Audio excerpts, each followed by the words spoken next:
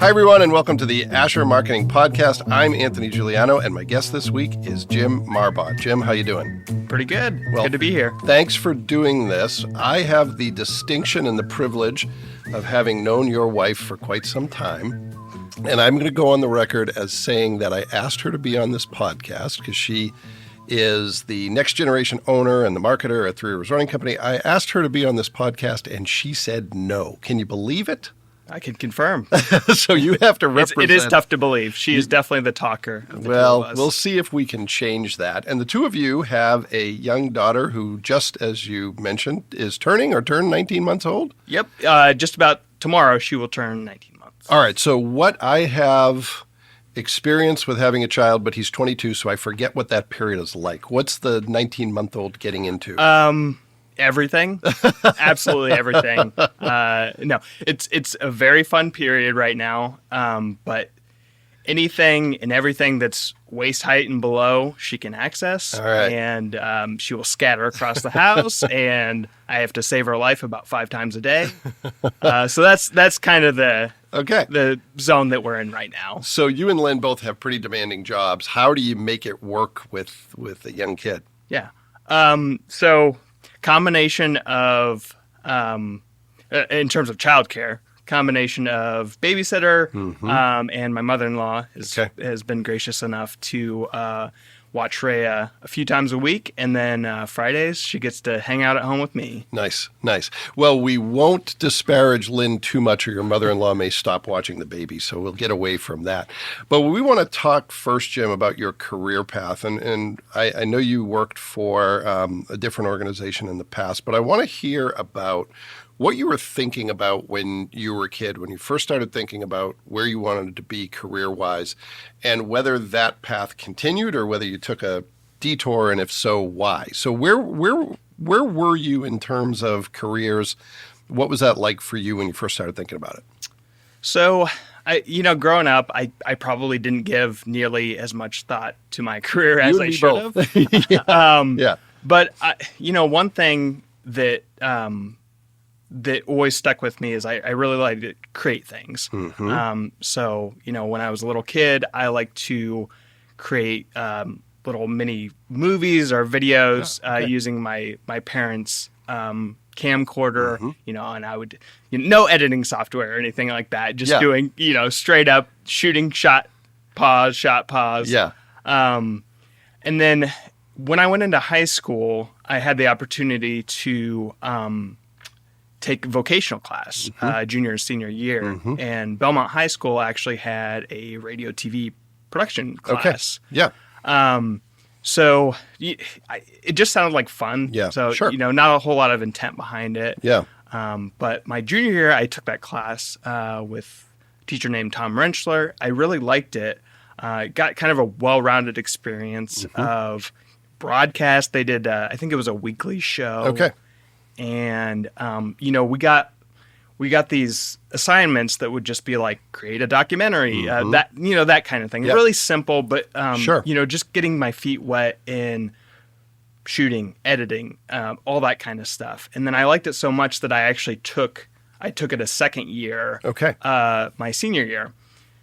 So then, when it comes time to graduate and go off to college, I was kind of looking at some different schools, and Ball State and Huntington, they both had digital media arts programs, I think is what they called them at the time. Sure. And I had a couple friends going to Huntington. Huntington offered me a little more financial aid, and so I was like, "Hey, let's go to Huntington." Yeah, well, and I'm biased because they're an Asher client, but they have a great program in that area. So I would imagine it wasn't all that long ago, but the equipment was very different than what you're working on today. Yeah. So was that an interest in the journalism side initially? I know you said it really wasn't a well-rounded, or you didn't have a specific idea, but were you leaning towards journalism? Not really. Yeah. I was more interested in film. Okay. Like straight up film. Okay. I didn't have a ton of direction. Yeah. I didn't have a goal. Yeah. I would say. But I think as I got into the program, I started to find my interest. I really liked some of the documentary work I was doing. Yeah. I really had a knack for cinematography, and I sort of gravitated towards that. So it's one of those things. It's just I kind of had to do it trial and error style to figure out exactly what I wanted. Yeah. So you go from Huntington. Do you go right into the job with DeBran? Pretty much. Okay. Yeah. And how do you get there? How do you get from Huntington to working for a well-known Fort Wayne company? Yeah. So one of my good friends, Josh Wickersham, former guest of the pod. That's correct. Yes. He actually he got a position. He graduated, got a position at DeBrand the year before I did. So that was my connection to DeBrand. So the year I graduated, I started working there pretty much just a few months after the summer ended. Sure. So how long are you at DeBrand, and how do you find your way to the next job? Yeah, so I was at DeBrand for 4 years, and kind of doing a hybrid model job where half the time I was in the office working. I was doing video, photo, social media, just kind of jack of all trades. I got to go to trade shows, which was a really cool experience. Yeah. And then the other half of the time I was in the retail store. And so I got some experience with management there, which was also something that's been beneficial since. Yeah, for sure. And then my manager at DeBrand, she actually left to get a job at her hometown in Syracuse at Pollywood. Okay. And so that was my connection to Pollywood. She made the move to Pollywood, and then probably about a year later started hitting me up and just kind of seeing what I was thinking in terms of like my career path, and that kind of got the ball rolling on that move. And was it a video position initially? It was. Okay. Yeah. Right. So and it was all new. Yeah. So Pollywood, they've been around for a while, founded in 1990, but up to that point, they were doing primarily, selling to the brick and mortar stores and national accounts. There was no e-commerce website, and not really much of a brand to speak of. Sure. Aside from just, hey, these are the selling points of the furniture itself, and then dealers and national accounts, you figure out how to market it. Yeah. Well, and Pollywood is one of those companies, really impressive company, and it kind of snuck up on me. I mean, I've lived in this area for 20 years, and I heard the name, and I knew people had Pollywood furniture, but I had no idea it was headquartered in Syracuse, and B, I didn't know how much national reach it had. As a matter of fact, in prepping for this conversation, which, listeners, was supposed to happen weeks ago, but Jim and I got our lines crossed, and I made him make an unnecessary trip to Asher, so thanks for coming back. But in prepping for that, I was listening to some podcasts, and I was like, wow, this is a really big brand. Is that the result of changes that have been made more recently, or has that always been the case and it just kind of eluded me? Yeah, so I think it was in 2018 when we launched, 2017, 2018 is when we launched the retail site. And so since then, we've really been pushing to build the brand. We have the benefit of being the originators of, the poly lumber furniture in the industry. And it's kind of like the Kleenex thing where people just associate Pollywood with, any poly lumber. Yeah. So, there's pros and cons to that. But in terms of reach, in terms of like SEO and those types of things, like we had that element locked down pretty well before the brand was ever even really launched from an e-commerce standpoint. All right. So it's always been a successful company, but accelerated its growth in the past few years. So to take a step backwards for the few people who may not be familiar with the name of the company, tell us how you describe Pollywood when someone asks you, where do you work?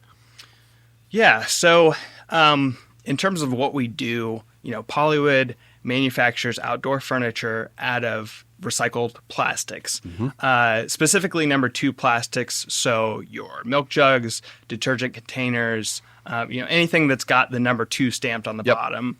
That's the type of plastics that we use. And we manufacture everything from your Adirondack chairs that you see out on piers and on people's back porches and things like that, to rocking chairs. We do deep seating, and we're ever expanding into different types of furniture. Sure. So how big is the team you're part of, and talk about your role within that team? Sure. So we have an internal creative team, and I want to say we have 9 members now. Yeah. Don't hold me to that. All right. But it's right around there. So I'm sorry, what was the rest of the question? And what's your role on the team? Yeah. So it sounds like, from what I understand, you're focused on the video side. Correct. And how many other folks are doing just that, or do you wear multiple hats? How does all that work? Yeah, so the creative team is broken into, we have an imagery team, we have design, and then there's video. So imagery, they're doing the still photography. We do in-house rendering. Yeah. Of studio studio images and things like that. And then we have our design team. They're doing all the design works for emails, ads, all that kind of thing. And then the video team. And so on the video team, there are 3 of us now. Okay. For a long time, it was just me. Yeah. But within the past year and a half or so, we've added 2 new team members. We're creating all kinds of different video assets, anything from ads that you would see on social media to how-to videos, as well as that for the Pollywood brand specifically. But then we're also creating assets for the national accounts that we work with. A lot of them, they have some. Anytime you can get them video content, they absolutely want it.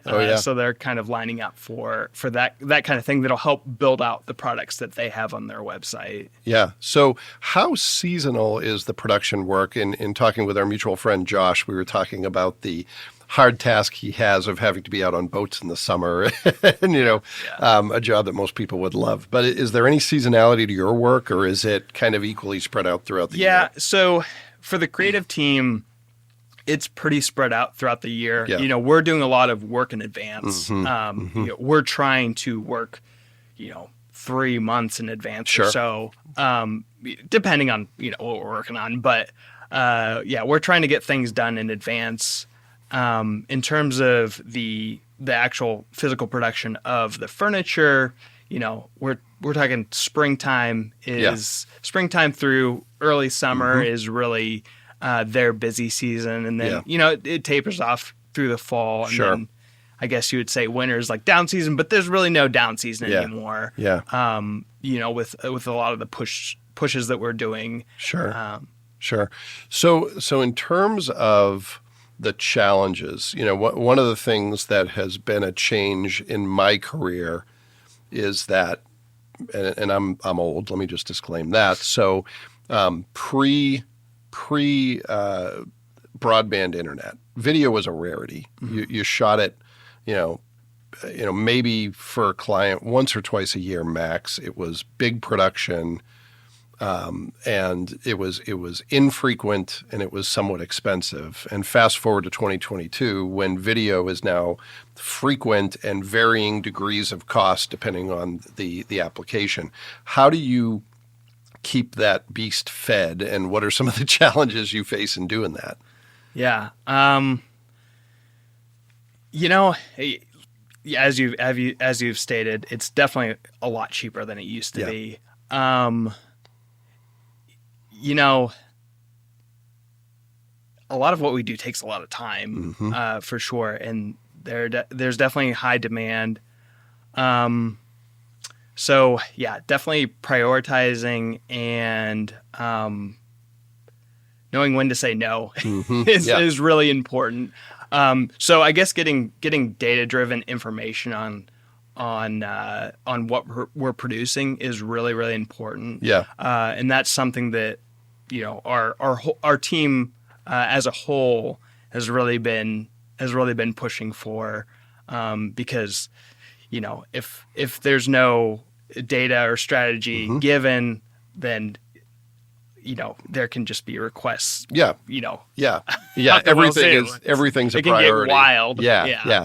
So you're looking at social media analytics, Google Analytics to determine what are people responding to, and then you know, in the case of, you know, national accounts or whatever, it could be volume of a specific product, and, you know, if there's enough volume, maybe we'll make video assets. There's a lot of discussion goes into determining what gets made. Well, and I would imagine that when COVID hit, all the logic went out the window, because I would imagine huge demand and then challenges with supply chain, and you just have to do the best to keep up that you can. Yeah. So we were actually really fortunate that Polywood is pretty vertically integrated. So we're not really reliant on, you know, importing things for in terms of like materials and things like that. You know, we make our own lumber. The plastic that we're sourcing is semi-local, you know, from Indiana and the surrounding states. Yeah. And so, we're able to keep chugging along. Well, that's great. That's a huge advantage, especially now. Yeah. When some of our competitors, you know, they just weren't, because they were outsourcing that stuff from other places. Wow. Yeah. So, there was no slowing down during the pandemic. And in terms of like what our team was doing, we just kind of did what we could. You know, we do a decent amount of traveling to do photo shoots and video shoots. So we're kind of limited during that time. So we've been making up some ground recently. Yeah. So what are some of the things, and obviously only share what you're comfortable sharing, but some of the things you're working on now? Are you working on holiday stuff that'll appear around the end of the year? Or are you further out than that? And what are some of the big projects that are on your plate right now? Yeah. So one really cool thing that I've gotten to work on this year is the video assets that are related to our new designer series. So in the past, our general Polywood brand, it's people would refer to it as like cottage furniture, kind of really classic designs and things like that, and some stuff that gets into the modern, more modern aesthetic. But we've launched we're calling it the Polywood Designer Series, and it's more high design stuff. Okay. A lot more modern, and there's just a lot more design work that goes into it. There's, you know, a lot more like handcrafted elements to it. And so we've partnered with design ambassadors for the new lines that we're putting out. And so we're doing an initial launch with 3 different collections, and so we partnered with a different ambassador for each collection. Yeah. And so we're doing a video and video assets related to all those launches. So that's been a really cool project that I've been working on recently. Have 2 of those down and 1 more to go. Okay. So, and that's definitely something where production values kind of at a premium. Oh, for sure. For those projects, we really want the assets that we're putting out to match the quality of the product and, you know, that kind of high design feel. Yeah, for sure. Well, one of the podcasts I listened to was actually, I think it was a trade show in Vegas, and it was all about interior design and Polywood's role in that, which I didn't anticipate. Maybe I should have, but it was kind of interesting to hear because they were talking about some, you know, I was conditioned to, okay, Polywood is the traditional Adirondack chair, but they were talking about some different facets that I wasn't yet aware of. So it's all starting to line up now for me. So, and that's a big part of it is you know, taking something that looks like it would be designed for interior use and bringing that outside and, you know, helping people make their exterior living areas kind of an extension of their interiors. That's you know, kind of a big mantra for us in general. Something that we're striving to do as a brand, but specifically with the designer series and some of those design elements, you're seeing a lot more of that. Yeah. So in terms of how much you can predict, what's going to happen a few months down the line, there's so many variables that go into video. Sometimes the weather's got to be right. There's, talent considerations. Mm-hmm. There's, the attention spans of the audience. How are you addressing some of those concerns? Is there anything that you've found is helpful, or anything that you're doing to kind of manage those challenges and make it more likely that at the end of the day you're going to turn out something that is going to work 3 months down the line with all those variables? Yeah, that's a good question. In general, when we're setting out to produce something, we definitely want to make sure it's evergreen. Mm-hmm. Usually, if we're putting a bunch of time and resources into a specific video asset, we usually try to make sure it's multi-use. Yep. So if we're going on a photo shoot, we want to make sure we're getting photography out of it, we're getting video out of it, we're getting product shots out of it, mm-hmm. and also getting really good high quality footage with people enjoying the furniture. Okay. So that's kind of our general format. Yeah. And that's something we try to abide by. Yeah. Anytime we're dedicating resources to content generation, we want to make sure we're getting all those elements, and then plus, social, blog. We're kind of tying everything together, and that kind of makes for a nice cohesive, all around brand content push. Yeah. Because just everything works together. So a related question, and if this question makes it sound like I know what I'm talking about when it comes to video, I absolutely don't. So it may be a bad question, but with social media being where it is today, are you having to account for this may be vertical, this may be horizontal, and when the product is kind of the hero, what challenges does that bring in that you're dealing with from sort of a direction standpoint? Yeah. So, being more like of a cinematographer mind, I obviously am drawn towards your standard horizontal vertical video. Vertical video sometimes makes me cringe a little bit, but it's definitely something that we need to plan for. Sure. It's anytime we're shooting now, we want to make sure we're getting, wide variations of the standard shots that we're shooting, stuff that we can crop for social. Yeah. That's always something that we're considering. Yeah. So yet another variable you have to deal with. Yeah, of course. Yeah. So let's pivot to some of the more quick hit questions I wanted to ask you. And the first one has to do with careers. You've done a couple different things. You've worked as a team of one, and now you're managing people. What have you learned in all that you think is advice worth passing on in terms of how you build a successful career, a fulfilling career? Yeah, that's a good question. One thing that I've found challenging moving from, kind of one-man band to a larger team is just kind of letting go of the control a little bit. I think setting a standard and kind of enforcing that standard is really important. And I think that's how you get, high quality product every time you do it, even if you're not hands-on in every aspect of it. So I think that's something that, I've recently had to become better at.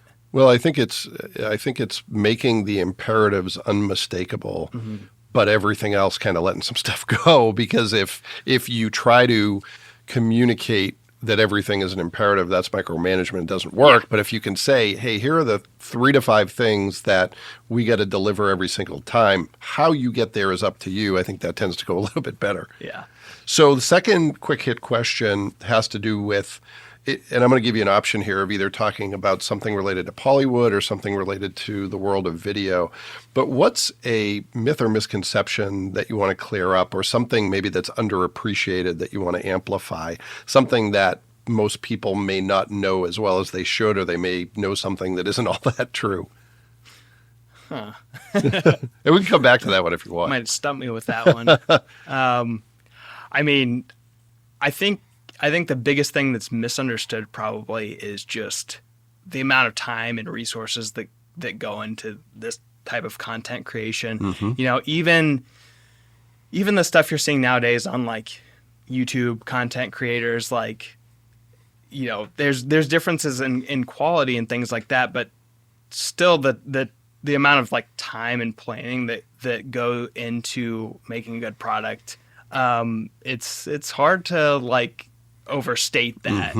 Well, and you can see when it's not done well, but sometimes it's hard to understand everything that goes into avoiding that and making it look good. Yeah, and sometimes when you when you open up the curtain and kind of reveal to some people how the sausage is made, it's like, oh, yeah. Now I see why this takes so long. Yeah. And so I think it helps to be patient and in those situations, and communicate with the people you're working with. So, not everyone is going to have your eye, your background, your training, but there's a lot of, for want of a better term, and I would include myself in this very much, a lot of amateurs who are shooting video out of necessity. What's a tip?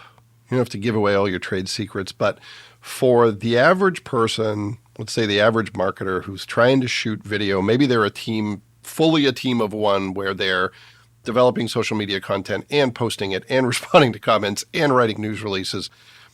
What do you think people should really focus on if they want to do it well and they don't have the training or background that someone like you has? Yeah, I mean, I think practice makes perfect. Like, you just need to get the reps in. It's not live. Yeah. You have as many takes as. Yeah. I mean, obviously sometimes there's time constraints, but I think even if you're not like super skilled or you don't necessarily have like the background, I think just familiarizing yourself with the techniques and just getting the reps in that's a formula for making something that's worth watching. Yeah, and you don't have to share everything publicly that is an experiment, right? There's plenty of opportunity to shoot stuff and edit it and take a second look at it without it ever seeing the light of day. One of my more recent mantras, I didn't always follow this advice and still sometimes don't, is done beats perfect. Right now with as much content as there is out there, if you wait until you've perfected it, there's 6 competitors who are getting content that's good enough out the door. All right, last question, and it's related, but you can take it in a different direction if you want.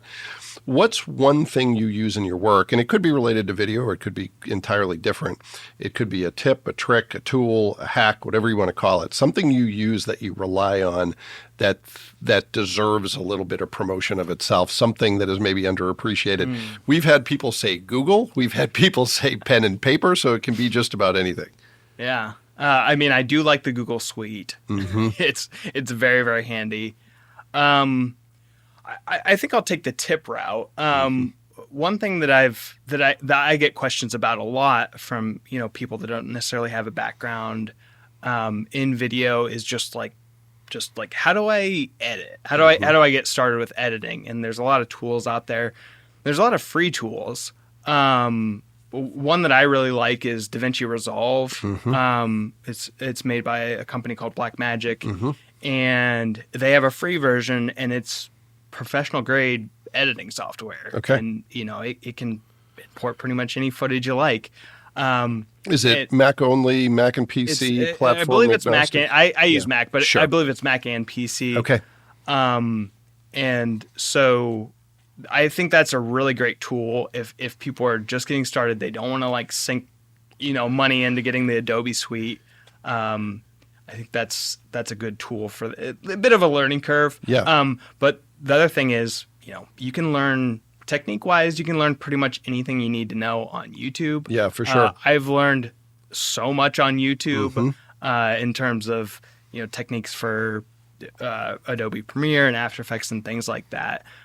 So if you dedicate the time to learning those programs, you can really, you don't need to, you don't need to take a class necessarily. Well, and I'm glad you brought that up because it's a huge advantage today that honestly is fairly new. This is going to this is going to date me, and I don't even need any help doing that. But when I started my career, some of the prerequisites, I was an English major. I had no real skills. And jobs were asking for things like, you need to know Lotus 123, precursor to Microsoft Excel, those of you who have no idea what I'm talking about. And I literally would watch VHS videos, right? But it was hard to access that. Whereas today, the barrier is time. It's all out there. Anything you want to learn is out there. It's just a matter of making a priority and going through, as you say, the reps of, okay, I'm going to learn from someone else. Then I'm going to apply it immediately, because if I don't, I probably didn't learn much and going to need to do it again. So I really like that advice. In terms of some of the stuff you find, even as someone who's now seasoned and who was given a formal education, what are some of the things you're having to spend time learning or relearning? Is it just changes in technology, or is it tactics for videographers? What are you having to pick up on these days? Yeah. So, one thing I really just love to geek out about is just new equipment. Mm-hmm. Like I'm always researching and trying to figure out like what the new equipment is, how it's being used. So I think that's one thing I really like to keep track of. In terms of like learning techniques, there's always stuff that pops up. Sure. You can always learn more. Sure. So I can't think of any like specific examples, but After Effects is one thing that I really like to dive in. Sure. And just learn new, because you can do so many things with that tool. Yeah. It's very, there's not a whole lot of limits to what you can do with it. So that's something that I believe can really, really boost the production value of what you're doing. So that's one thing I always like to learn more about. Yeah, probably a full-time job in itself, trying to keep up with absolutely, everything. Absolutely. Yeah, I think maybe one of our next hires on the Polywood video team will hopefully be a motion graphics person, because that's something that my team handles, and none of us are really it's a unique super skill experts set, right? in that. It's different than the absolutely. skill set for shooting live video. So especially in ads these days. Yeah. So if someone is out there who has an aspiration to work for Polywood and you do motion graphics, keep an eye on Indeed and other jobs. There might be a job posting soon. All right. Well, Jim, thanks for doing this. I really appreciate it. Really appreciate your time and hearing more about the work you're doing in Polywood and all those good things. Absolutely. Thanks for having me. And thanks to everyone who took the opportunity to listen to this week's episode of the Asher Marketing Podcast. We'll be back next week with another great guest, and we hope you'll join us then.